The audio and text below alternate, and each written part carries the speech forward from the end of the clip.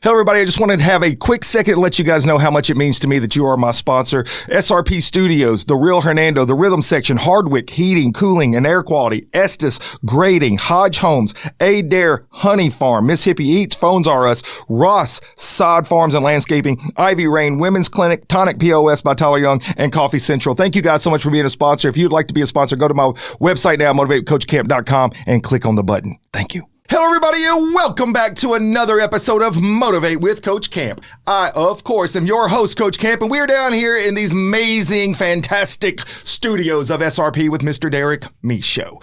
Well, if you guys have been following along the series, and I know so many of you do because you comment, you send me stuff, it means a lot to me, but it means more to my guests. They want to know that you guys are interested in what's going on here, and I know that you are.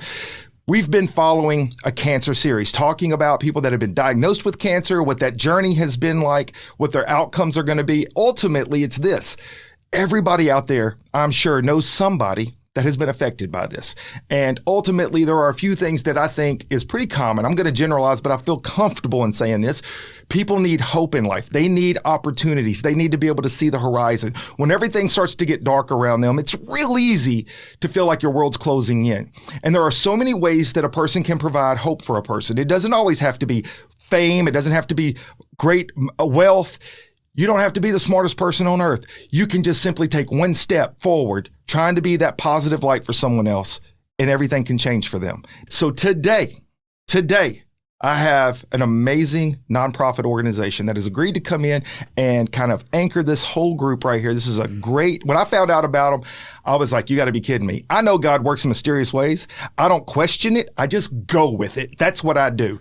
Today's group, you are going to get so much from. Tune in, sit down, enjoy this episode. Let me introduce you. Do not want to further delay this at all. My guests today are Miss Ashleigh Parker and Miss Tina James, and they are with the DeSoto Hope organization. Welcome, ladies. Thank you. Welcome. Thanks for having us. Yes, absolutely. So clearly, everybody out there knows that you are going to go through a lot of different emotions, a lot of different waves throughout a diagnosis of cancer.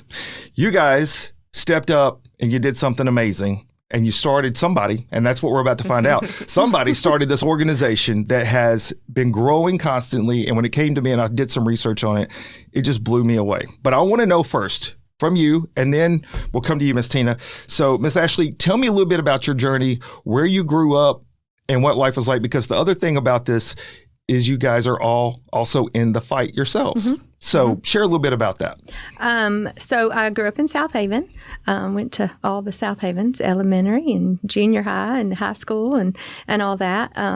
I went to high school actually with Tina and another one of our board members, Tracy Gallagher. And we we've got David and I, we met and he went to South Haven also, and we got 4 kids, and we live in Olive Branch. As far as my cancer journey, is that what you wanted me to? Well, we're going to get there. But okay. Were you guys friends in high school? Yeah, we were friends in high school. I mean, we weren't besties, but y'all know who each other? Yeah. So y'all graduated within the same years? Yeah, we graduated together. Okay. Yeah, and then Tracy she's younger. She's 1 year younger. Oh, 1 year younger baby than of the we group, are. huh? Yeah. So, but yeah, Tracy she was diagnosed with cancer first, and then then I was close behind her, and she asked me if I wanted to help her get something started. And I did immediately. And so we kind of started, and then Tina was kind of helping us a little bit. And then she got diagnosed with cancer. So you started helping I was actually diagnosed first. Oh, okay. Mm-hmm. Oh, okay. Remember, I was diagnosed into 2020. Well, I was diagnosed in 2019. Yeah. So you were diagnosed first, and then you started helping us. Then I started helping. Okay. Yeah. Okay. And so Tracy, that matters. Yeah. Well, sometimes it is interesting to see what brings a person to go down a certain path. Right. Okay. And this is going to play into some of the questioning I have. Of course, is when things happen to us and it's not our fault, and it's easy to play the role of the victim, and we are victimized at times of stuff that's beyond our control. I've always said, it's what do you do with that moment? And one of the guests that I had recently, Miss Christina, she said she felt blessed that she was chosen for this journey. Now, not everybody's going to have that kind of mindset. I get it. But she was willing to take on the fight and wanted to share her story with other people. So what was the inspiration that Angela had to call you and say, hey, look, this is what's going on. These are some needs I see, because sometimes you don't understand those needs unless you've been in the battle. You mean Tracy called? Yeah. I mean Tracy. Yes. When you get diagnosed with cancer, so my mom was diagnosed and passed away with lymphoma the year before I was diagnosed. I was diagnosed in 2019, and so my mom passed away after about a 4 or 5 month battle with T-cell lymphoma, which is not genetic, not hereditary, it's just what it is. And so I helped take care of her and all of that. And then I was diagnosed in 2019 with stage 4 colorectal cancer, and I was mad. Yeah. Mad. I was mad for my kids. I didn't want them to lose another person. And I was determined to do whatever was asked of me to live. And I didn't know anybody who had lived with stage 4 cancer. I was under the impression of, you get stage 4 cancer, you die. And of course, my kids and my husband, you get diagnosed with cancer and you die. Well, that was not going to happen. And so my treatment plan that was put out before me was long, hard, and a lot of things. And I did everything that was asked of me. How did you find out? I had a colonoscopy at 48. It so was 50 back then in 2019. They've now raised it to 45. So go get your colonoscopy if you've been. And that's why I do these 45. shows. Somebody's at home right now thinking, so, maybe I should do that. Yeah, I was having some issues. I was having a little bit of bleeding and some urgency. And I mean, I had gone to the doctor probably after I had my third son and my third kid, and had some issues then, but they were like, you've had pregnancies, you're fine, you're going to have a little bleeding, whatever. And a lot is chalked up to pregnancy. A lot of it is for that. Though, yeah. And then with the stress of my mom being sick and taking care of her and things like that, I was tired, I was exhausted, stressed out. And urgency to go to the bathroom. We kind of thought maybe it was IBS or whatever. I went to the gastro doctor, and he said, you want to do a colonoscopy? And I was like, I mean, I don't want to, but I'm here. I've made the decision that I've got to feel better. So yeah, let's do whatever. And at that time, our insurance didn't pay for it because I was not in that, surveillance, the screener thing. And I almost canceled it because it was going to be like $1,900 out of pocket from my side of it. And at the time I was like, we could go on vacation. We could do something else with that money. And my daddy told me, you can't put a price on your health. Whatever it is, you need to take care of it. You've got the means to do it, and you need to know it, because there's nothing, if you get a fresh, clear bill of health, it's worth whatever. You can't put a price on that. And so I did. And did the colonoscopy, woke up, and the doctor told me I had cancer. What that moment right then, unless you've been there and done that, it's probably hard to truly imagine. Is there any way to articulate that, what that feeling is immediately? I mean, you're still kind of loopy from that, which most people are not going to get diagnosed with cancer right then. Sure. But mine was so obvious. I mean, it was one of those things that, I remember I climbed up in my husband's lap, and we just sat there, and I just cried real hard for a minute. And then it was like, okay, what are we going to do? And that year was what? That was 2019. And so my doctors all got together, and that doctor that I saw there called his friend that was a colorectal surgeon. He saw me the next day at his lunch and came in early for lunch, saw me there. We talked about it. He got stuff scheduled for me to get CT scans, got blood work going. And I remember hearing his scheduler trying to get me in for a CT scan, and they were trying to kind of put it off. And she got into it and said, nope, we're going to get this done.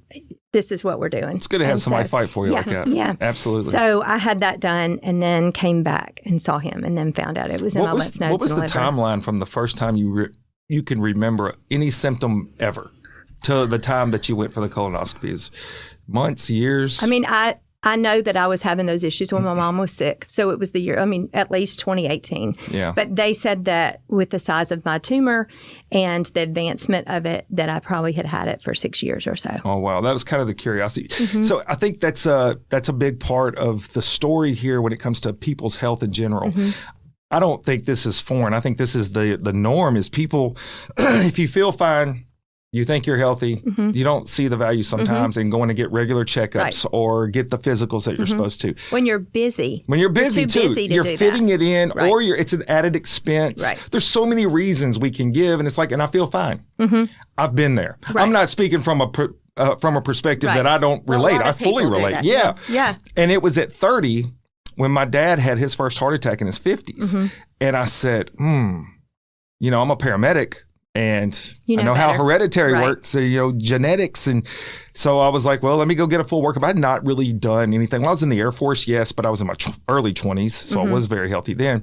And I'm 30 years old, and all of a sudden it's like, yeah, you've got high cholesterol, you've got high blood pressure. And I'm like, where did this come from? That's never been an issue. But just think, if you hadn't done that then, you might not be sitting here today. That's so true. That is so true. Yeah. It created an entire lifestyle change. So you're absolutely right. I'm 51. I'll be 52 this year. My dad was 53 when he had his first heart attack. Yeah. So absolutely, it definitely changed so many things about my lifestyle that who knows if I would have continued the path, Yeah. Well, that with having a colonoscopy, you go in, and I know there's the Cologuard and all the other little tests that you can do, but a colonoscopy is just gold standard. It's the best test. You're asleep. You don't know. You have a great nap. It's not that big of a deal. You kind of get to do a cleanse the day before. Yeah. You start fresh. But that if you have a polyp, they can remove it. What I have started with a polyp. Who knows when, 6 years before. To go in and have a colonoscopy, they loop a little polyp out of there, and then you're good. I wouldn't be where I am now. It wasn't recommended back then for me. But there are younger and younger people are being diagnosed with it, and so it's, and a lot of people, some of them when they're pregnant, which is terrifying. Yeah. So that gives the backstory as far as to where you came from and how you ended up finding out your diagnosis and then the fight. So I want to put a pause on that button so we're going to come back to it. Yeah. And let's get a little bit of yours. Since you said it was the next year. The next year. And my story is totally different because I always knew I'd have cancer one day. How so? My mother came from a long line of cancer. Her mother died from ovarian cancer when she was a teen back in the 60s. Every one of her sisters, my mother's aunts, had breast cancer or another female cancer. So, I just knew. Sure enough, I had all the genetic testing done and found out I was positive for the BRCA1 gene mutation. This was, 2018. So I began to think about doing preventative surgeries. Well, the year How old were you at that time? I'm 53 now, so.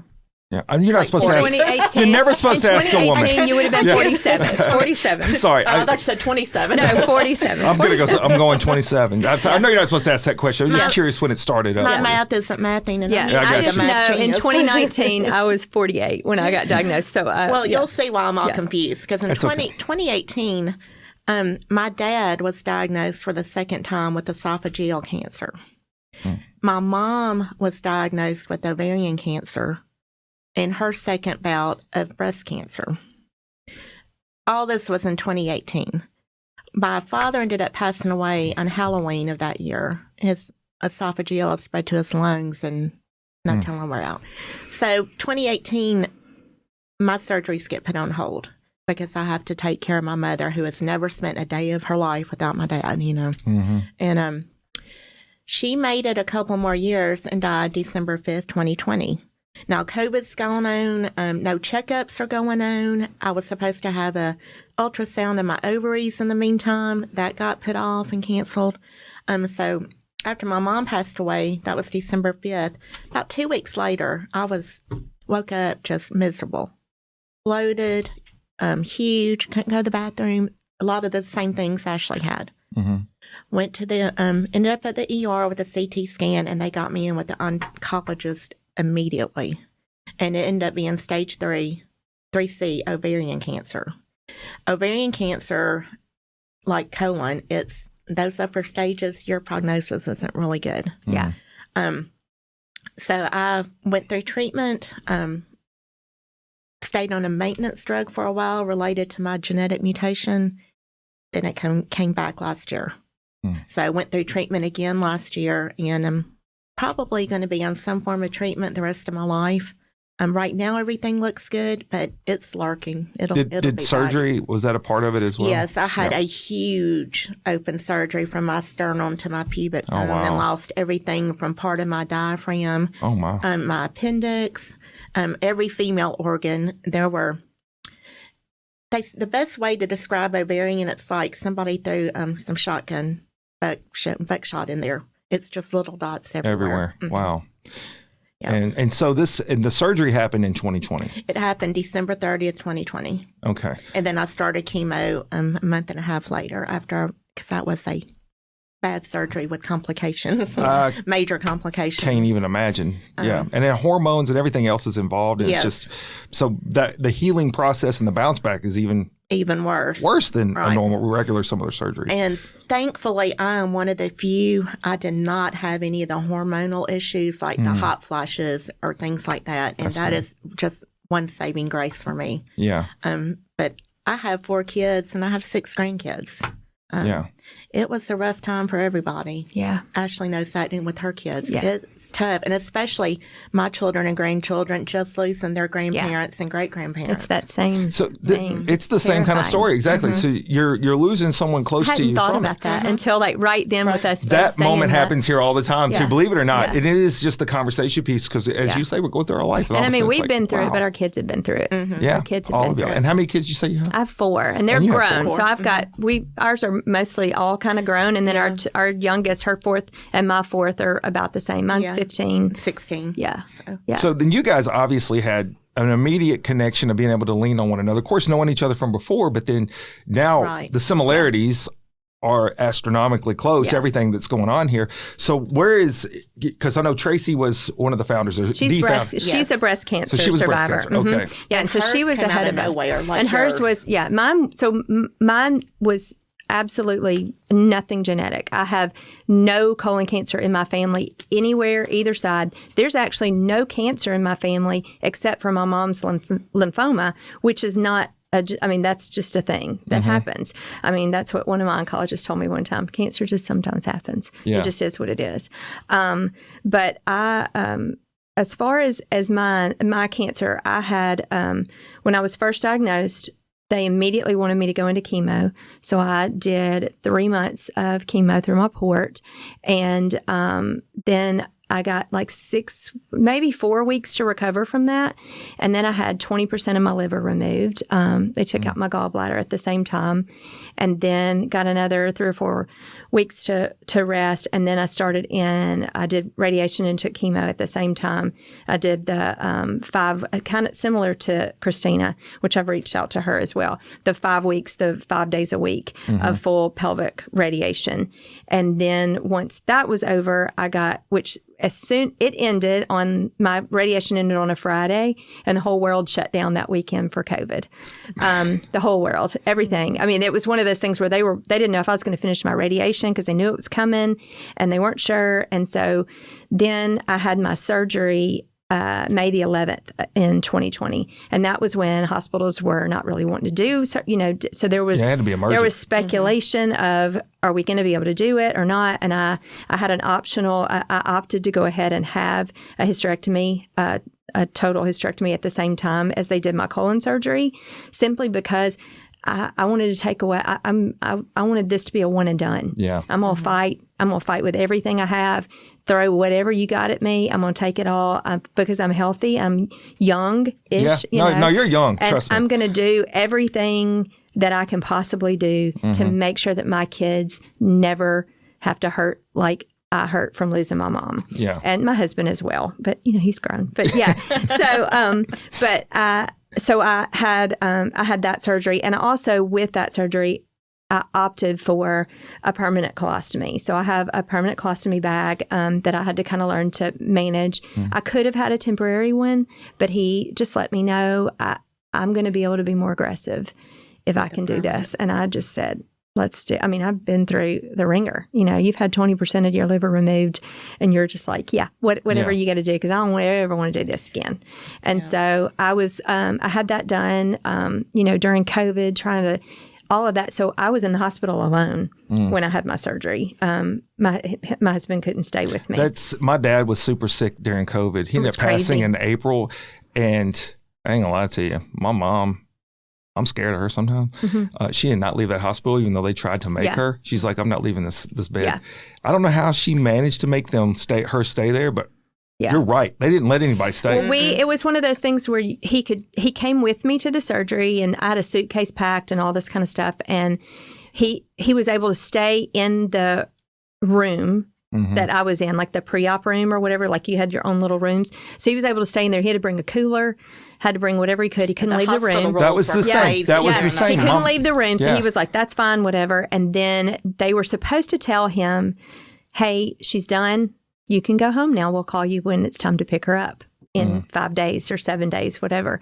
And so he waited in the room. And I remember being in the recovery room, and I couldn't, like, you could hear, but you couldn't see. And I heard my colorectal surgeon, who I absolutely adore, just wonderful having him on my team. He's a huge part of saving my life and assembling my, as I call them, my Avengers that were my doctor team. But I heard him, ask one of the nurses, well, you go get her husband. Because at this point, we had known each other since August. So it was May. So we had developed a very good relationship. I mean, knew us by first names, that kind of stuff. And he said, hey, go get David out of her room. And the nurse said, we can't do that. And he just said, okay, I'll be right back. And David said, he said the door opened, and he had been getting, the updates or whatever from the OR nurses. And he said the door opened, and my doctor was standing there, and he said, come on. And David was like, would you? And he just said, just come on.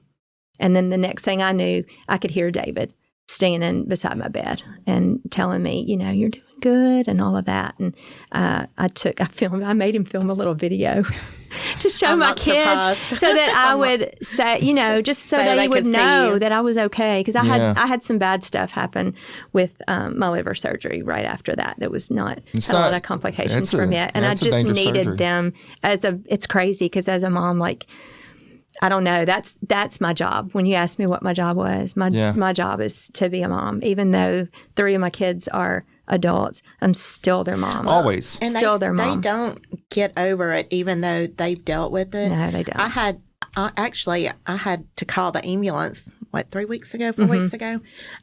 One of the complications that can continue from any huge abdominal surgery is the scar tissue and lesions. Well, it caused my bowels to kink. I was up throwing up all night long in massive pain. My husband's out of town. Yeah, what do you do? And I called the ambulance. I hated to, but I did. And that's what we're here for. I can still picture my 22-year-old's face as they're loading me in the ambulance. Yeah.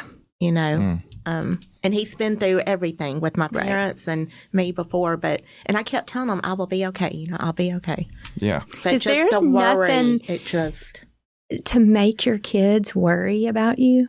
And it's not anything that you have chosen to do by any means. There's such a guilt about that. And I tried to assure mine the whole time because I just felt like God just gave me, I knew I was going to live. Yeah. It was going to be hard. And did I know anybody who had survived from stage 4 cancer? No. Because I had all the very helpful people when I was first diagnosed that let me know. Oh, yeah. Yeah. My grandmother died from such and such. Or my neighbor's friend had ovarian and she lived 2 months. Yeah. And my uncle had colon cancer and he just wasted away. It was a terrible death. That's what you want to hear. Yeah. And you just look at him, which, at the time you're sick and whatever. But now, I don't, that's not helpful. That's not going to help. And I would kind of just say, that's not helpful. No. Like, think of something helpful to say. Yeah.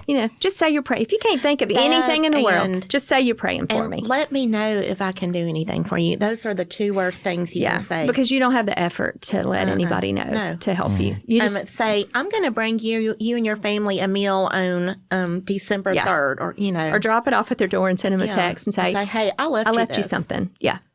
Yeah, we can skip all over the place as cancer patients. Oh, yeah, So, that's one of our platforms. You're putting some great pieces together for me to ask about. But I wanted to hear some of the personal journey here, and then what those emotions were like. Do you think having seen your mom go through what she did just before your diagnosis gave you strength and was an intended moment?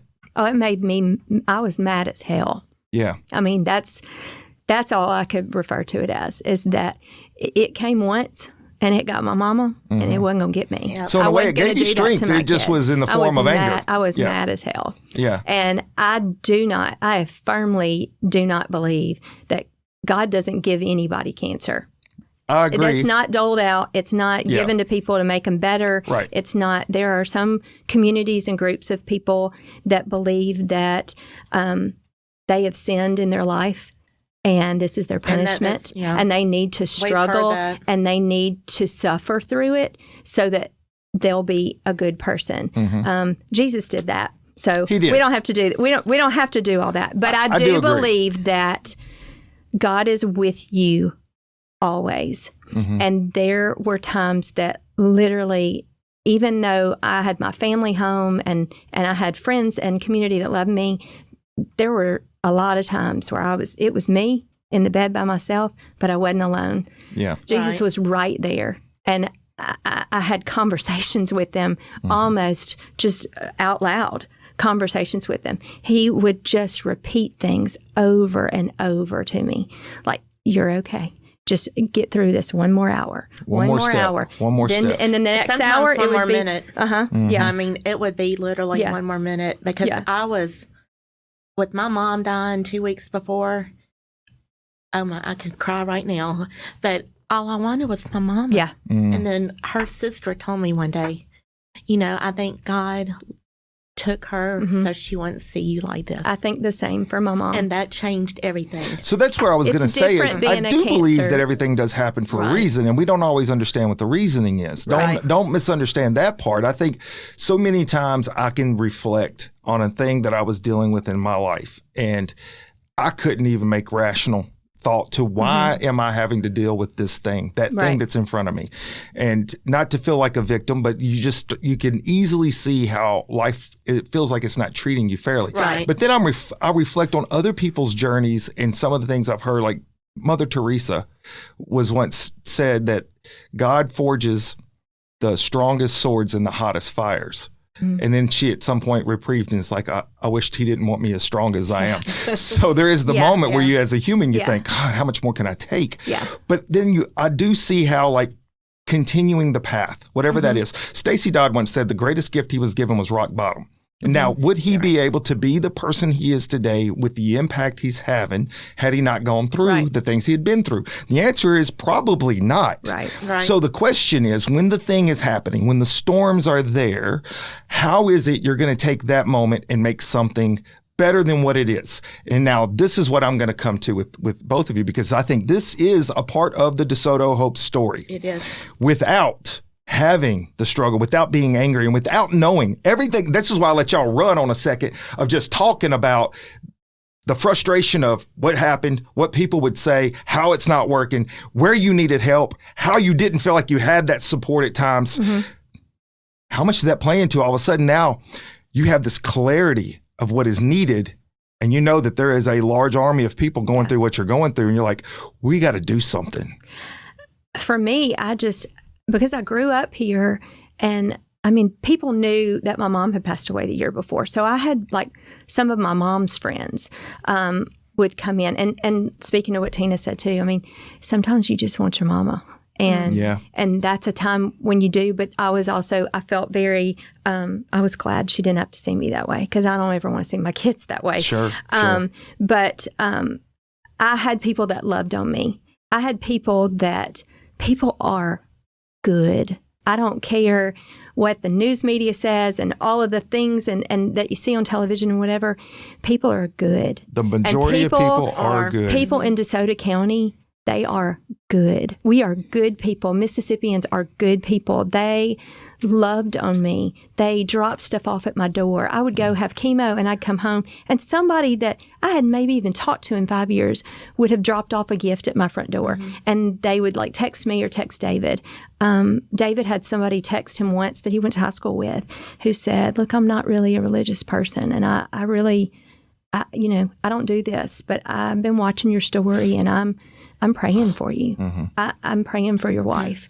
And I want other people to have that. I know that there are people that cancer does not just affect people who look like they've got everything together and they've got their husband and their kids and all that stuff. Sure. Cancer affects people who have mental illness. Cancer affects people who are poor, who are rich, who are black, who are white. It doesn't discriminate against anybody. You don't have to have your life together.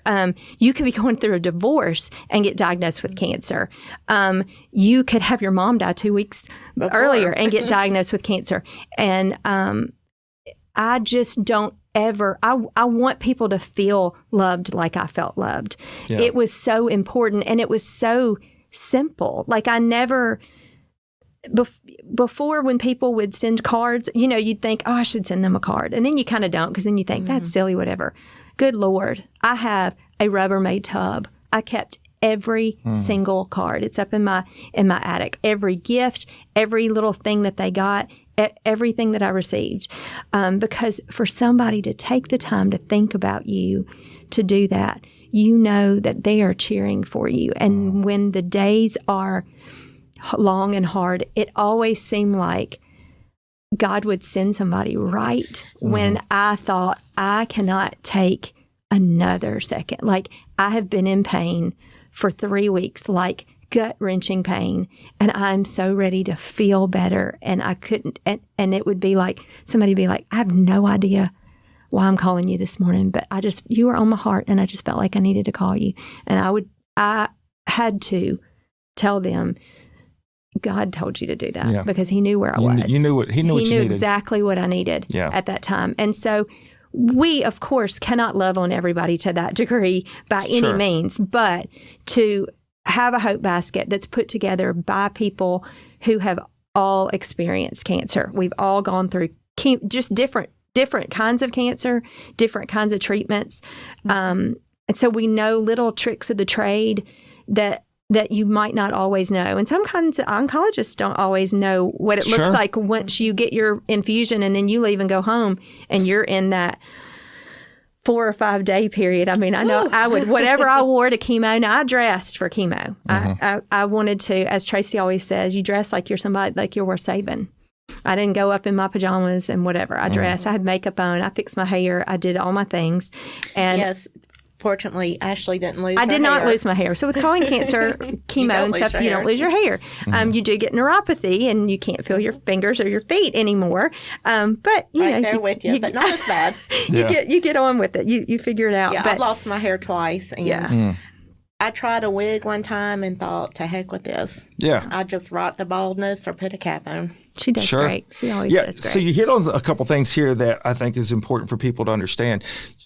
You can't always have empathy because you don't know exactly what that person's feeling or what they've been through unless you've been there, right? But you can always have sympathy. Yes. And people a lot of times, they may feel, especially if you're a provider, you're the strong person, it feels awkward for someone to feel sympathetic for you. And people are not like, hey, oh, feel bad for me, feel sympathy. No, but what you did state is so important, and that is sometimes it's so easy to feel like the world's closing in on you and to just have that one moment, as simple as a card or a phone call, to just give you some light and say, hey, look, this is bigger than me. There are people that care about me. You need that. And those small things like that go a long way towards hope, towards fight.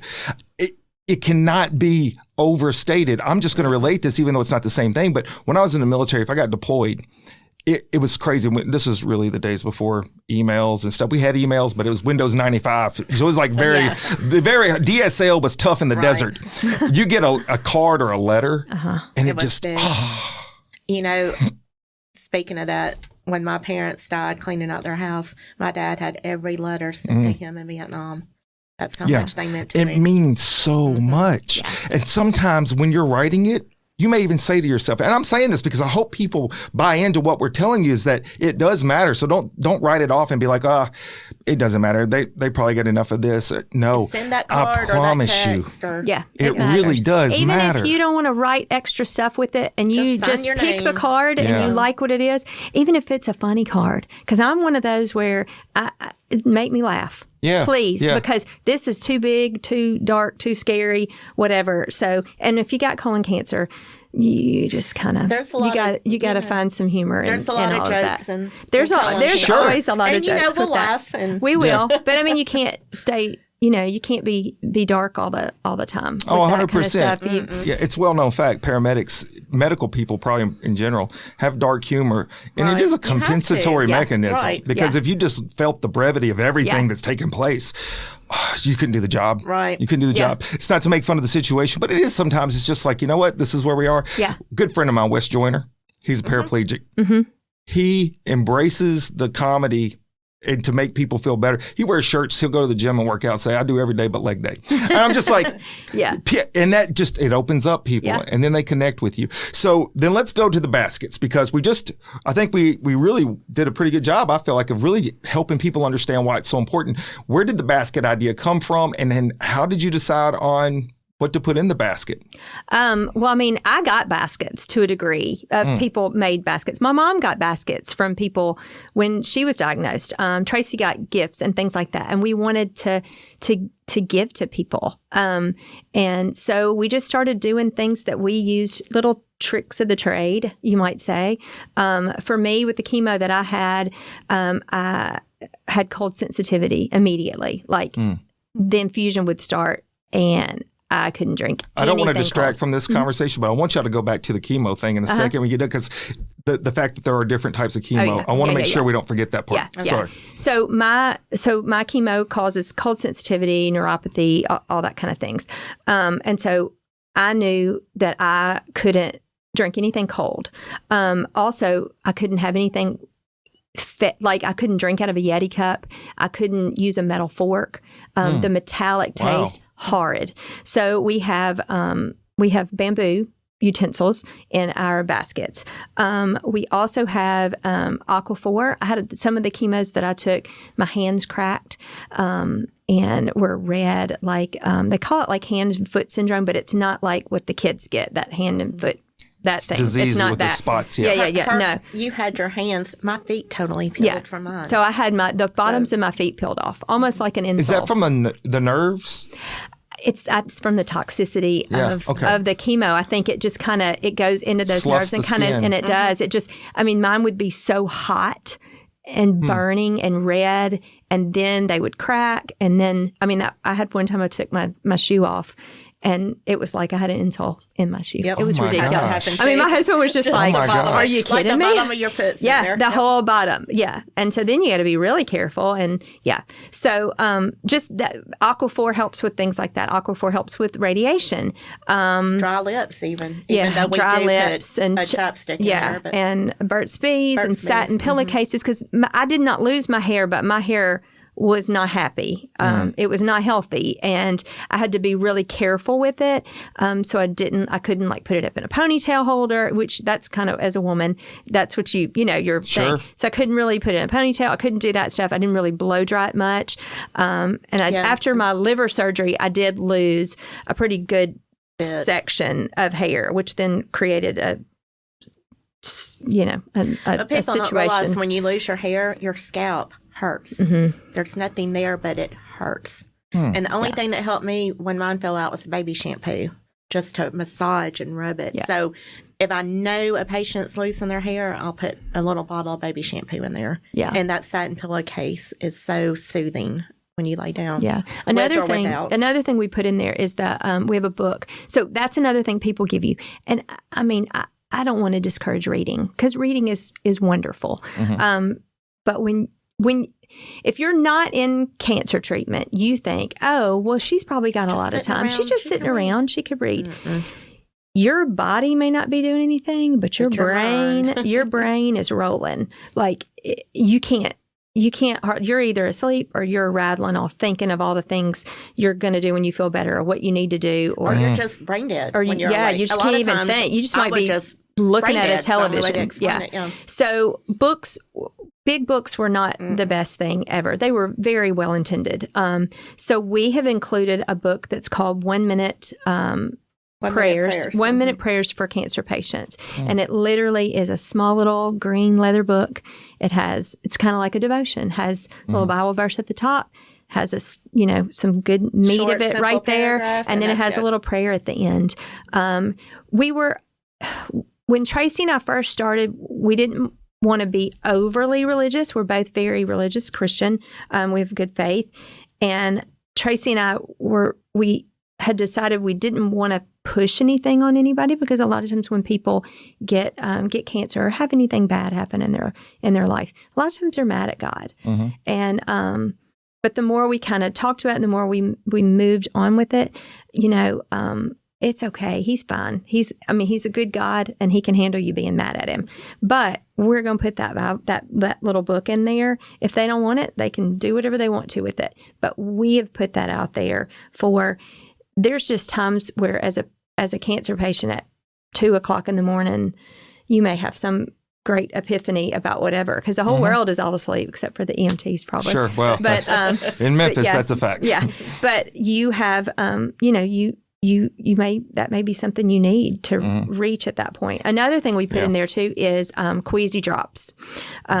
Some nausea meds that are prescription nausea meds, they affect people. Everybody loves some Zofran. I am not a Zofran person. That was part of my issues when I had my liver surgery. I had an ileus in the hospital, probably from that and from some of the opioids and narcotics that the anesthesiologist gave me that we had discussed ahead of time, and he just decided to go rogue and do what he did. And we had a nice discussion afterwards after that. And that never happened again with any other surgeries that I had. I had great anesthesiologists that listened to my requests. But yeah, so queasy drops are just one of those where you're not making this big commitment of, okay, I'm going to take this pill. It's going to knock me on my tail for 4 hours and I'm about to be asleep, but I won't be nauseous. This is just enough to kind of take the edge off a little bit, to where maybe you'll be able to eat something. Yeah. Maybe you'll be able to drink something.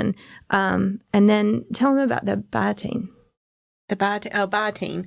Mouthwash, toothpaste, and lozenges. Dry mouth is a thing. And I had mouth sores. Did you have mouth sores? My tongue did some weird stuff, but not sores. Is this just during treatment, or is this even post-treatment? You can use it post-treatment, but during treatment, the biotin would really help with all the mouth sores and ulcers I would get. Well, and mine was that my taste was weird. So everything was weird. And so regular toothpaste, and with mine being the cold sensitivity, I don't know, mint like a harsh mint, like Crest toothpaste or something. No. Well, and a lot of times going through treatment, your teeth are the last thing you care about. Yeah.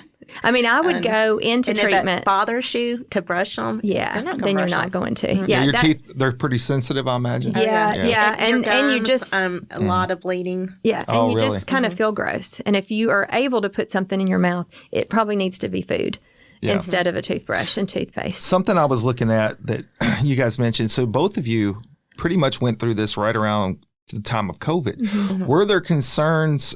I would imagine there were, so it's almost rhetorical, of, you're going to be in a weakened state whenever you're getting radiation. Now, don't get me to acting like I'm not a doctor. I'm not, but I just, from conversation and other people that has told me stories, but you're in a weakened state of immunity going through that. And then COVID, obviously at that time, nobody knew anything about what the true ramifications were going to be. Right. What were your thoughts on that going into it? I just tried to stay home and away from people. My husband and youngest daughter actually came down with it, and I just stayed away from them, and I was fine. I was actually a COVID unicorn until last year. Yeah, she didn't get it until last year. You had not gotten it until last year? Last year. Yeah. Wow. That is impressive because until now, obviously, I still don't know anyone that hasn't had it at this point now. Yeah. I was the COVID unicorn of our group. Mine was one of those where, like I said, I had surgery in May of 2020. And so the big, you're in the thick of it. I didn't want anything to delay. I wanted to do everything. And at that time, my kids were home. Mm-hmm. So everybody, to the sacrifice of having some 20-year-olds not go out, not go hang out with their friends, not do whatever they wanted me to. They were willing to sacrifice. Nobody asked them to. Mm-hmm. They just did. They knew they wanted to stay home.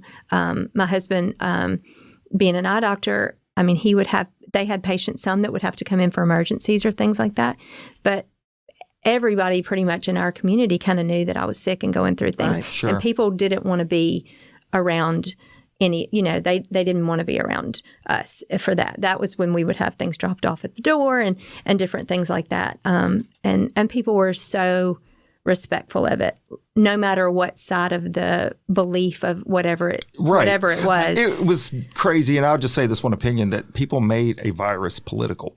But they did. They did. But it's a virus. Right. And you still don't want to get it. And as a medical person. You still don't want to get it. You don't want to get it now. I don't want to get any Who sickness, wants to be right? sick? Exactly. I've been sick enough in my life. Nobody wants that. But, right. The idea that it was a political virus. So the virus is the virus, right? So how people use that one way or another could be considered maybe political. But in the end, you don't want to get sick. For me, I wore masks if I was around. Yeah. You could be a mask person, not whatever. I just felt like, I didn't need to know the science of whatever, but if I touch something somewhere and then touch my mouth with it, I would catch something. Yeah. But if I had a mask on, then I wasn't going to touch my mouth or stick my hand in my nose or whatever. Well, so I would imagine those concerns are valid during flu season if you're going through cancer treatments and stuff. Just any of that stuff. If you have a path put out in front of you, and you have, for me, I had a curative plan that I was going through, and so I had a goal. And I needed to get to that goal. Whatever I had to do to get to that goal is what I wanted to do.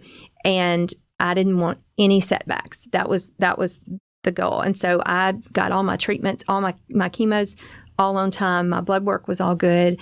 I did whatever I was told. So then when did the organization start to kind of materialize? It was like December of 2020. Yes. It was at the end of that year. So the world was still kind of scared and shut down and whatever. And we were trying to figure out a way that we could love on some of these cancer patients because we didn't have any organization in DeSoto County at all. There was no outreach. You have some churches that make blankets or little things to drop off at things, but there's no actual support group. I think some of the cancer places had some of the cancer societies, some of those things, they had moved out of DeSoto County. They weren't really doing things anymore. And Tracy got the idea from a couple of baskets she received. Yeah. That's what I was curious of, the inception and then the beginnings. So the beginnings being in December, were you on board at that point? No, because it was just those two. I got diagnosed in December of that year. But she knew, she was supportive of us and whatever, but she wasn't on, she wasn't on board. Or I wasn't doing anything. Yeah. It was not till the following year, not 2021, but 2022. Right. They had gotten so big. It was just the two of them. Yeah. And needed another person on board. Yeah. We were running. Just the two of you did over a year? Over a year. Well over a year. We were running DeSoto Hope out of about a year and a half. My husband's third bay in his garage in the backyard. Wow. And so we would get Isn't all that of the our story deliveries. of American spirit? Yes. Yeah. Will do, can do attitude, however and he, you gotta do it. his tractor lived outside for a couple of years. He sacrificed too. He was so glad for us to be gone. But yeah, so we would go out there and make baskets. It wasn't air conditioned, so we'd have a fan trying to get stuff, and then finally it was like, okay, we're starting to get like spiders in our supplies and that kind of stuff. It's dusty. It's a garage, And so we finally found somewhere to move to, and then we're in a bigger office now. So let me ask you about the baskets then. Mm-hmm. How do you guys get the supplies? Is it donated or How do y'all acquire them? We order a lot of our stuff from Amazon since you can do bulk. Tracy, Tina orders. She's the orderer. Yeah, she's the orderer person and the basket. And she's I'm the basket maker. You make the baskets? Yes. I make probably 99.9% of them. Yes, I'm a deliverer. And piece them all together in cellophane or ties the prettiest bows. Do the tags and bows, all the supplies. Yeah.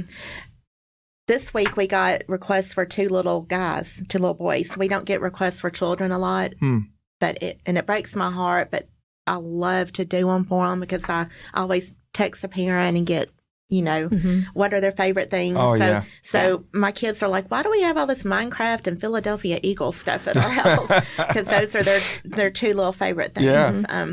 But I do all that, and I like to tell people it's my therapy because I'm still in treatment. I mean, I go every 3 weeks and get an infusion. That is actually on my next list, is talking about how that is. No, I'm glad you brought that up, because how is it where it helps you helping other people? It does. Absolutely. It keeps me sane. It giving back keeps me from sitting in a therapist's office, I believe. It just makes me feel good. I say a little prayer each time I tie that bow, and it gives purpose to the point. Yes. I've said this for so long on this show that people that watch me regularly probably get tired of hearing me say it, but it is just so true. It's like when we go through different things in our life, the gift is lost, in my opinion, if you don't share that moment. Keeping it to yourself, whatever those lessons are, and we all learn lessons along. We should learn lessons all along through life. But it's that opportunity to share that with the next person. And look, let's face it, and this is what I've lived by since probably I was in my late 20s, and I started kind of recognizing how life was after my dad had his heart attack and stuff. Death's undefeated. We're all only here on this earth for a very short amount of time. It's what we do with it and how we impact the next person and the next generation that gives us that purpose, that line. Jackie Robinson, if you're baseball fans, I'm a big baseball fan, said, "A life is not important except for the impact it has on others' lives." And I was like, he sacrificed a lot. He went through a lot in baseball. And it's not comparing it obviously to cancer, but it's like those moments have such meaning. And for you to be able to do that, you talking about how it's therapeutic back to you. Is. I agree with that 100%. I know how it is for me. Purpose. I like to tell people I ride the pity train a lot. Sometimes I drive it.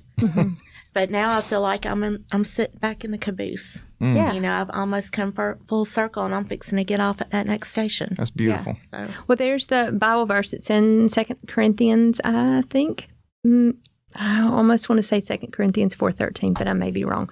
I didn't win any Bible drills when I was growing up. But he walks. The Awana Wednesdays, you had to do those things. He walks alongside of us so that one day we can walk alongside others. And I mean, I just feel like we're doing God's work.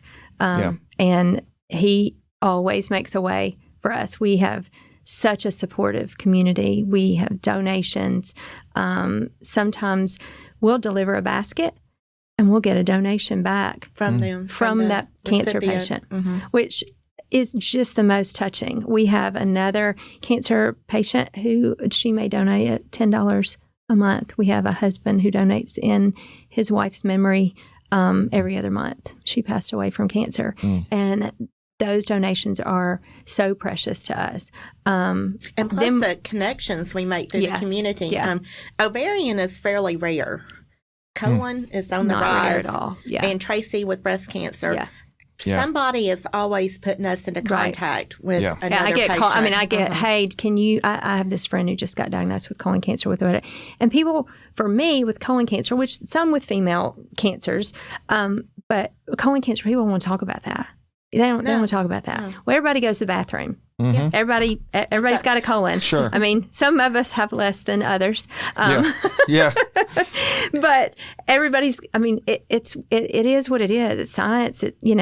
But we get connections from other people in the community. I mean, the amount of people that I have talked to and talked through and encouraged, because I had no one. I did not have a living human in front of me that was diagnosed at any stage of colon cancer that said, you can do this. I just had my doctors and my oncologists who would just say, you're young and you're strong, and we're going to hit this with everything we can. and we are working on a curative goal. And so I just knew that if my doctors were cheering for me and they wanted me and they thought and believed in me, that I was going to get it done. And I had the peace of God. Just, I knew I was going to be okay. Yeah.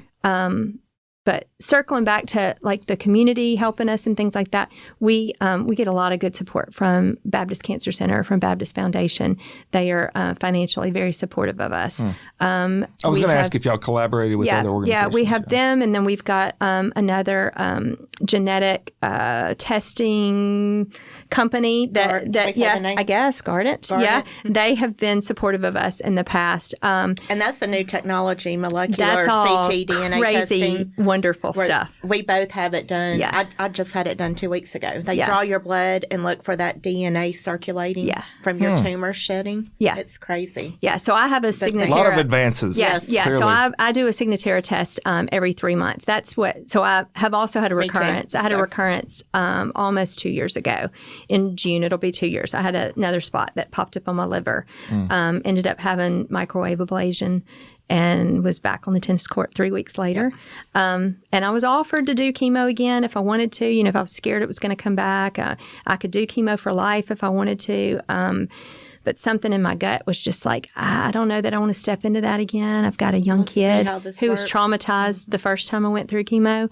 And I really want to try to see what I can do. And there's some science behind it from big named, Cleveland Clinic and MD Anderson and Sloan Kettering, those Mayo, those big groups. They are doing more of some of this where you have that test run and it can help guide you and your oncologist into how to treat it. Some people can have surgery. They do this blood work afterwards, and it may show that it tests for minimal residual disease. So it would come positive 6 to 18 months before anything would show up on a scan. So you have the ability to jump on it quick. So mine was only 2 centimeters when it got found. If I had been waiting for it to pop up on a scan, there's no telling how big it was. Right. And then I would have probably had to have resection again, and it was not in a favorable spot for that. The advances they've made are unbelievable because technically, by the numbers, neither of us should be sitting We here. shouldn't be. I had a 12% chance of living 2 years. And at that 2-year mark, I was cancer free. So I've had a 3-year time span where I was cancer free, and then I had that recurrence, and now I'm on a year and a half cancer free. I want to hit on that because we mentioned before the shows, we always do like a little pre-talk with my guest, that I have a doctor that's waiting in the wings. She's super busy, but she's big into research. And she in particular works with pediatric cancer out of Atlanta. And she's going around and she's teaching part of what she's a part of, and then also just the other stuff in oncology. So oncology obviously has a lot of branches to it, but there are so many advances and so much that is starting to take place as far as treatments go, options go, that 5 to 10 years from now, the things that they're doing today will almost seem archaic, even though it will only be a short amount of time. I mean, they're really growing quick. They're currently working on a colon cancer vaccine.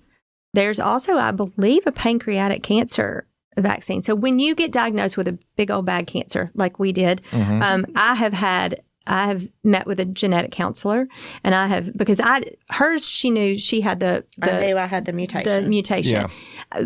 There was nobody knew how I got it, what happened, where it came from. So they did this whole full panel of all the things. There's nothing there. So having that knowledge ahead of time, knowing your family history, asking questions. Cancer doesn't need to be a secret. It doesn't need to be something you suffer with quietly. Say what you got. Yeah. Say so that people can know. There are people who they have no idea what their mother and their aunts died of. They just know they died. People don't ever tell because they feel like they look weak or whatever. Cancer is what it is. It is not of God. It is of darkness and Satan and whatever, however you want to come at that with all of that. And it will draw you, he will use it to draw you away, keep you tucked away in your house. Kind of like how Tina said when she gets on that pity train, and she thinks she's driving and all that he works to try to pull us away from community so that we are weaker and all of that. But But You hit on something right here that I have written. I'm sorry. Go ahead. I was going to say all the advances make it a lot less scary too. Right. I'm not at the end of any line of treatment by any means. I've got my main genetic mutation, but then there's folate receptors, which I'm positive for something with those. I'm not exactly sure what it's called. But there's another chemo just for that I can try. And then there's something else. Yeah. That's with that Guardant test. They can run a test that it'll show that test. Kind of like if you had an infection. Yeah. This is the simple part of it. Like if you had an infection, you do a culture. Antibiotic. Yeah, and it would show you what antibiotic would work with that. The same way. It'll show you what kind of mutant gene that you have and what chemo treatment is best in line. And that makes it a lot less scary. You know that's what you're supposed to do. Mm-hmm. And you also aren't just going out on a whim. Yeah, knowledge is power. That's a real thing. This works. Here we go. And this one that I'm eligible for next, if it comes to that, it wasn't here a few years ago. Right. Yeah, I want to hit on that too. You guys are really good. I always feel like y'all get my notes. My guests are always right on point with stuff. So 2 things that you're talking about. One, and that's what I hope that this show does bring to people, is the idea of a positive mindset. How much would you say that having that positive mindset and that hope plays into your overall health? A big portion of it. It has to be so much, right? Yes. If you have a negative mindset, even if you could potentially bounce back from something, whatever it is, it doesn't matter. It could be an injury. It could be like you hurt. Chances are you're probably not going to heal the way you need to heal if you don't have that. Well, what's part of that? One, community. What you guys are bringing to the table, understanding, having someone to have a conversation with, to answer questions to. But then the other part that I hope people see and hear from this is, where we are today is not where we're going to be in 5 years. Right. And it's going to be it's going to have more options and it's going to be more specific. And there are those things too. What you just mentioned was they are starting, I don't know if it's passed, and this is my fault for not doing better research. I'm sure we'll enlighten you probably. The right to try drugs, there is, I don't know if the law's been passed. The right to try for people that have terminal illnesses, drugs that are not passed by FDA, because the FDA always has a lot of restrictions here in America. Because you can go outside of America and get a lot of treatments for a lot of things that you couldn't get for here. True. But my understanding was that there's a law in the works, or if it hasn't been passed yet, y'all can correct me on that one. I'm not 100% sure on all that, because that's not something I have had to know. Right. And I'm not certain with that. That's something, though, I just want people to recognize that there are other options whenever you feel like you're out of options sometimes. And that's the key, is the out of options. Yes. Like, if you first get diagnosed with something, I am not all about you, like, let's just go here and I'm going to go into Mexico somewhere and eat some green beans and drink some hot lemon juice or something. That's the other thing that you get when you are first diagnosed with cancer. People start coming at you with some essential oils. You just eat some kale. I had somebody literally message me on Facebook and told me if I would start eating asparagus every day, it would kill my cancer. It would make your pee smelly. I can attest to that part. I eat it would. I thought, and the anger that comes with that when you've got an oncologist who is so researched, who cares about you and who's compassionate. You have to trust your medical team, and trust them, and not. That's another thing. You've got to trust your oncologist. You do have to trust your oncologist. You've got to tell them if you're going off the record to do something. You need to let them know, because. Yeah. Different chemos, different drugs, and different things will interact. I mean, she could take something I couldn't on my chemo. Right. Or, I have gone not off the. I haven't. My oncologist is aware of all the things that I do, but there is a clinical trial that they have run through MD Anderson that with minimal residual disease, there's a theory of if you take a baby aspirin. It kind of thins your blood, and it might clear that on out a little bit. But I am in a cancer-free position. I am not taking any of those things. I mean, when I got diagnosed, I stopped taking vitamins. They don't want you taking vitamin C. They don't want any of that, because there are so... Even Advil. Can't take ibuprofen. There's some bad stuff that can happen with chemo. And when you are diagnosed at a stage that we were diagnosed, you're not getting a little bit. You're getting all they can give you. Yeah. You're getting the max of everything they can possibly give you, and then they'll back down from that if you can't tolerate it. They don't start here and then move you up. Yeah, you get everything thrown. I had reactions to 2 different chemos. Yeah. Yeah. where I And thought that's I was a gonna real die, possibility. you And know? that's a very real possibility of Yeah. any type of illness when you're Exactly. being exposed to medications, whatever it might Something new. be. Mhm. Your body Yeah. might react. Yeah. That's not So- wrong for the medicine. It just might be your body type. Yes. So my oncologist is it's on. I mean, they know that I take a baby aspirin every day, and since I've been doing that, I don't know if it is or not or what. But I mean, I also had microwave ablation done where they took a tiny. I had a 2-centimeter lesion in my liver, and they put a probe in there and microwaved it while I was sedated, thank God, for 10 minutes and burned a big 6 to 8 centimeter hole in my liver. And so that probably got it all. But in the meantime, if any Just other in things case. are going, but in the meantime, I'm also doing Yeah. that Signatera testing and things like that because I did have a bad reaction from one of the One of the thing chemos. I always share with folks is, medicine is not an exact science. That's why they call it practicing Right. medicine.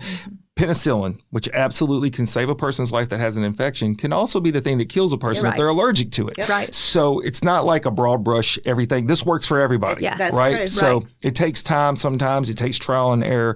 But being active and being proactive and then really being aggressive to how you yourself take care of you and the mindset. And Yeah. that's the part that you can have some control over. Absolutely. And the mindset's not easy. In fact, I would say that's probably one of the hardest things to do Yeah. is to keep a positive mindset. We're getting close to the end, but I don't want to finish this thing without asking a couple of things. So I know that you guys have some stuff coming up. Yeah. Yes. Yeah. So what do you have coming up? So when this airs, it will air after the thing on Saturday, but I'm going to still take pictures and talk about it. But tell me a little bit about that. And so people that hear or see this later, they can go back and at least see what you guys did. Yeah. So we're doing Light Up the Lake at Central Park. It will have been on April the 5th. Hopefully it's not going to have rained or have any bad weather. It's going to be beautiful.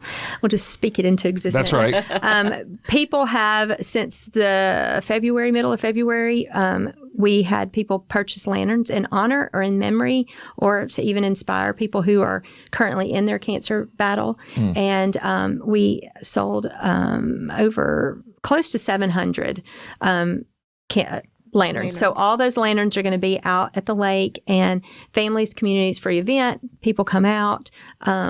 It's And where's it at? It's Down at the Central shore. Park in South Central Haven. Park in Yeah, South it's not Haven. in the Okay. They're not water. in the water. Yeah, On the yeah. around It's the not lake in on the the water. shore. They're not really lit. It's battery operated. We save You got to them. cover all those bases right We've there. gotten a Yeah, we've already gotten a comment or You're two. going to burn the whole place down. Yeah. So we save we're frugal. We save the candles for a second year. All the things. Everything is, and we throw it away. We clean it up right after the event. Everything's perfect. Wouldn't know we were there. Yes, you Yes. don't know. It may look better than it did before we were there. But City of South Haven is so gracious to do that and let us use that. Wes Brown always is so helpful with the Parks Department. So shout out to Wes. I'm sure we all had a successful time. But yeah, so it's a great event for people And that to is do one that. of our two fundraisers. We hadn't mentioned our baskets run about $160 to $175 Yeah. each. And they're So they're free when you give they're them. free. They Yeah. cost But that's us what that much. they cost us. Yeah. So we do have two fundraisers a year, and this is our first one. Yeah. How many baskets would you say guesstimate that you're doing a year? I don't know if your actuaries, can you actually predict what you'll probably hit this Well, year? it's been pretty consistent. I think it's heavier. It's a Around little heavier 700? now. Yeah, probably about 700 a year. 700-800. We're in a time where a lot of people didn't do the screenings and the things that they should have done During COVID, and then just during the after COVID. And so people are being diagnosed at some later stages now. And so, so we've got probably more, definitely more, but we're people know about us more too. But we've delivered well over 2,200 baskets since we Since started. the inception. Wow. Yeah, I thought it was more than that. It Actually. probably is, but I'm not the mathematician. So how does a person either, I don't want to say qualify, that's the wrong word. Well, I'm looking for a word How here. they request. Yes. How does a person become a recipient? Yeah. So I lost that word for a minute. on our website, DeSotoHope.org, Okay. you can go on there. You can request a basket. You can request it for yourself. You can request it for a family member, for a friend. You need to know their address, their phone number, what kind of cancer they have if you feel comfortable sharing, where they're getting treatment. And you can go on there and request, and we will get it delivered in the next probably week or two or so. Usually within a week We or two. also do travel grants for people that are looking for a second opinion or more diagnosis for treatment that's not in the Mid-South. So if they want to go to MD Anderson or Vanderbilt or Mayo or somewhere like that to What does that to look get a like? What does a second travel grant look like? Travel grant looks like you fill out a form. You live in DeSoto County. You have to live in DeSoto County. Yeah. And you fill out a form. You provide us proof that you have an appointment, and we vote on it as a board. Confirm everything, and you get a $500 check. Okay. And you can use that to pay for a plane ticket, hotel, food, a copay. Whatever you need it for. You don't have to prove to us what you used it for, or any of that. You use that because we don't want that to ever be something that holds people back from getting a second opinion. And it sometimes does. And some people just think, I can't do that. I don't have the money to do that. $500 will make a big difference. And I have found that some insurances, if you are receiving treatment, they will help pay for some of your travel. Okay. But you have to be one of the ladies that got a travel grant from us. Her insurance was going to help her once she was approved by MD Anderson, but it wasn't going to help on the initial, getting set the up screener, that kind of thing. And so it was helpful for her. She was able to get a plane ticket instead of having to drive 11 hours down to Houston. I think that's interesting. You started out with that. Yeah, I got I went to MD Anderson. So I was treated here in Memphis, in the Memphis area at Baptist Cancer Center. And I've got a second opinion from MD Anderson right at the beginning of my treatment. You can still be starting with something and get a second opinion. You can get a second opinion anytime. You can get a second opinion from another clinic here in Memphis, not to get a travel grant, but this is just speaking as a cancer patient to another one that might be listening out there. Your doctor should never be offended. They should provide all your records. They should provide everything to you. They should make it easy. They should encourage you. My doctors encouraged me. Sure. If you want to go get a second opinion, I'll help you get whatever you need to get together. Because as my oncologist told me, if there's something out there that I don't know, I need to know.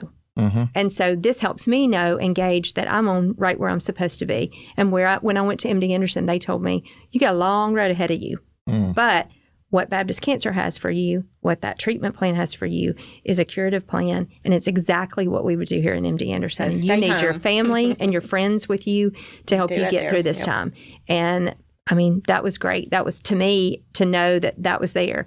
But there are some specialized clinics that are at some of these other hospitals that are for certain kinds of cancer. Sometimes if you have a recurrence, you maybe need to check in and see if somebody's got something going on better than what you had, at the beginning. I think what you mentioned is probably true to life as far as needing a second opinion. I mean, how many times as a parent, you got 4 kids each, that you tell them great advice, you're right, but they don't want to believe you. Right. They go ask their friend, they get their second opinion, and it's like, that brings some clarity to the situation. I think that's how we're wired as humans. Right. Sometimes you hear, especially if it's tough news, you're like, I don't want to believe that. But then somebody else confirms it, and it's like, okay, this is where I'm at. This is what I got to do next, right? So it does help confirm what direction you got to go in. And your oncologist and your medical team should never push back. They should never push back on that. Or act offended, or if they are, then maybe that's a sign that you need to move along. 100%. Because there are so many new advancements and new things that are coming out. They got to be on top of that to give the best to their patients. Because back in the day, 5 years ago, I'd be in chemo now, and I'd be doing chemo for life. Yeah. But because of that ctDNA testing, I'm able to live in a world where I haven't had any treatment for the past year and a half, and I don't have cancer right now. And my body, after having that ablation done, my body has healed itself, and I do all the things that I can to try to make sure that it doesn't come back. And that's all that I can do. And I can't wait and live scared that it's going to come back. You just have to think, I'm going to live the most of every day, because I'm not going to have any regrets if I do have to go back and sit in that chair again and do things. That's one thing. I've never been scared. Every little ache and pain I get, I don't worry it's cancer coming back. I cannot say the same for myself. I know. That's why I'm looking at you. I mean, I rode the pity train for other reasons, but I've never been scared. And I think part of that is because it was so built into me that I would probably have You cancer. had started the Right. acceptance Yeah. process Way long long before it time came ago. in. Yeah. So I don't know how familiar you guys are, but there's like the 5 stages that people go through in anger, depression. There's all these things. Acceptance being the last Yeah. one. So I think there's a lot of validity to what you just said. Yeah. You had a lot of prep time mentally. Right. Look, and I hope this is not a premonition. Uh-oh. I hope it's not a premonition. But I was a firefighter for a long time. I hope I never get the saying, but I wouldn't be completely shocked if I was ever diagnosed with something. Right. I was exposed to all kinds of kinds of stuff. stuff. Lung stuff, some colon So stuff. many things. Yeah. So you don't think to yourself, what's Yeah. coming? I don't have that mentality. Right. But to a point, what you're saying, Yeah. mentally, you kind of think, well, it could. Obviously, it could because of those things. So last thing, ladies, and I could talk to y'all all day long. You're, a wealth of knowledge, one, but then I love your energy, too. DeSoto County Cancer Survivor Day. Oh, yes. June 7th. Yes. Coming up. At the Hernando Farmers Market. We have graciously, they've allowed us to come in there. We're going to be on the courthouse lawn from 8 a.m. to 11 a.m. And we're just going to celebrate survivors. We're planning to have some balloon arches out there and some fun stuff for different cancer awareness colors. We plan to do a butterfly release at 10 a.m. So we're really excited about that. We'll be having T-shirts. They'll be available on our website soon. They might be available by the time I'm going to put these in my notes too, yeah. Yeah. By the time this airs, we're planning to do that. The supervisors, DeSoto County supervisors, are going to proclaim June the 7th as DeSoto County Cancer Survivor Day, as are all the mayors. All the mayors and all the mayors. cities. Yeah. The big we got, cities. I'm friends with those guys. Yeah, same. Good folks. Same. Yeah. We've got Olive Branch, South Haven, a Horn lot Lake. of Yeah. Hernando. community Yeah. support. So Yeah, they're all on board and behind that. And I think anytime you do anything like that, people might think, well, that's kind of a weird thing. How do you support people? Anytime that you can come out and celebrate that you're alive, I think it's a or good that reason. you're going through it, and that's another thing. So a cancer survivor is anyone who has sat in a room and somebody has told them you have cancer. So, and it doesn't matter. When I was diagnosed, I thought I was a fighter, but then once I was clear, then I could be a survivor. You're surviving from the get-go. Any day that you survive with cancer, you're a survivor. Yeah. Any minute, any hour. And I think it's good for other people who may have just been diagnosed to see us out living our life. I wish that I had seen people. No doubt I about wish it. that I had seen people alive that had colon cancer, because I You're was visual proof. absolutely. It can happen. And Yeah. when the few ovarian cancer patients I've been introduced to, I always thought I was not a good representative because I still have cancer. And somebody said, no, you're showing them that I was you're gonna out say- there kicking butt. I would with disagree. cancer. Yeah, I think you're showing life And hasn't so stopped. Absolutely. I thought, Absolutely. that's true. Yeah. Right. I may have cancer the rest of my life, Right. off and on, but I'm still kicking Yeah. butt and taking names. That's what and- you got to do, girl. Look, that's the strength, though. That Yes. what you're saying, And it's though, good is to let exactly the everybody thing. see that. Yeah, Yeah. people need that, and that's why I do this show. Is because I realize somebody out there is probably feeling very isolated. They probably don't feel like anyone understands. Just hearing your story will give them hope. And then hopefully you guys reach out to them and you communicate, because I think that's the other side of this too, is that if you are in that spot and you've been going through this and you feel like you're isolated by yourself, get in a community of people that Right. understand you. Yes. It's so important. Look, and that's in every aspect of life. I have a lot of friends that have been through a lot of addictions. That's one of the things they say Yeah. is being around other addicts that are Yeah. going through the same Same struggle thing, yep. gives them the strength to keep going forward with their health. That's no different than this struggle as far as you're faced with something big. It's really big. You're going to need a community behind you. Absolutely. You cannot do it. You cannot do it alone. No. If we hadn't And had, that's why our motto is no one fights alone. no There one you fights go. alone. Oh, I love that. Yeah. I love that. Yeah. So if one last comment to the people as we wrap up, what would you leave my listeners and viewers with? There is hope. There is hope in cancer. There's hope in cancer awareness, early detection. Go get your screenings done. It is so much easier to take care of something when it's small and little than to wait until it's huge stage 4. Right. If it is huge stage 4, that's not necessarily your fault either. Sometimes things just happen, Sure. and you don't know. Early detection, awareness, and make sure that you are you have a good relationship with your oncologist, and make sure that you trust them. If you need to switch, you switch. Guilt-free. You're the one that has cancer. You hire them. They're working for you. They're working to keep you alive for as long as they possibly can, and that should be how they approach you. And if you know somebody who has cancer, who's been diagnosed or whatever, just drop something off for them. Send them a text, mail them a card. Mm-hmm. You don't have to do, like, if you want to take them dinner, don't do the whole, just say, look, I'm going to drop dinner off at 6:30. And do it. And you can text them or, whatever. Just drop it off on their door. If they never walk out there and get it, then they never walk out there and get it. But you did that. But don't do the text of, how are you doing today? Mm-hmm. Oh, that's open. That's a loaded question. Added to that, if you know your family history, know the genetics, there are tons of genetic tests that you can. That's a good point. Yeah. You can have. My oldest daughter, she tested positive for the same gene. She's already had a double mastectomy and a complete hysterectomy. Her chances of getting cancer went from this to this. Yeah. Yeah. So that's real important to know. Yeah. Absolutely. Everybody's journey is going to be a little different, yes, but you're all in the same fight together. Right. And community is going to be where you're going to find your strength a lot of times. So I appreciate you ladies so much. Thank y'all thank you for coming out to the studio today. It's a beautiful day outside. Get out there and enjoy for having us. And I look forward to seeing what happens next. I'm going to be following y'all. For everybody out there, I'll put their contact information and some of the dates that we just talked about in the notes. Yeah. And hey, look, if Coach Camp can ever do anything for you guys, let me know for real. Not say that for real. I will come out there. I would love to come out on June the 7th in particular. Yes. So that's We'd love to see you there. That is my daughter's birthday. Okay. So we're going to bring her out there. She's going to be 16 years old. Maybe she can see some butterflies get released and some, no doubt about it. And some tough people that have made it through the fire and or still walking in it, but celebrating every day. Every day. Live your best life. You ladies are warriors. Yeah, thank you. Keep it up. Thank you. Thank you. Yes. Thank you to my crew out there that listen in to Motivate with Coach Camp. I appreciate each and every day that I look on my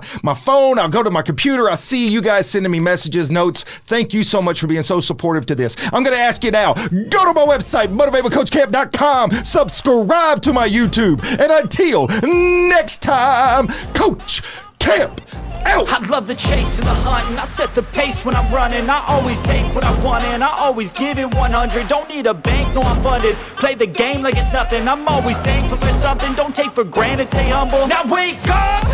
It's time to look at the enemy. Look in the mirror if he is no friend to me. It's not working out, maybe it's the chemistry. It's time to break up so I can make a better me. Better believe in your mind, cause it's everything. You can mold, shape,